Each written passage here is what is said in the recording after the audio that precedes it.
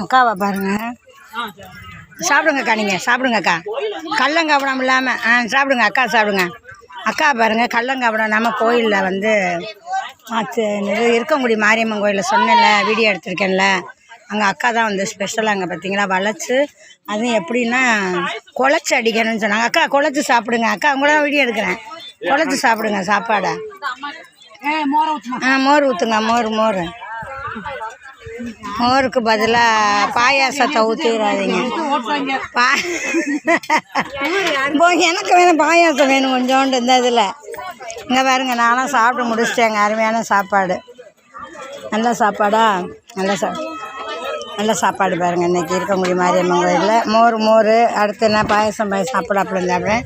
இங்கே பாருங்கள், அக்கா சாப்பிட்டாங்க. அக்கா என்னக்கா சாம்பார்லாம் சாப்பிட்லையா, வெறும் ரசத்தோடு சாப்பிட்றீங்களா? சாப்பிட்றாங்க பாருங்கள் அக்காவை. அது மாதிரி தான் நானும் சாப்பிட போகிறேன்.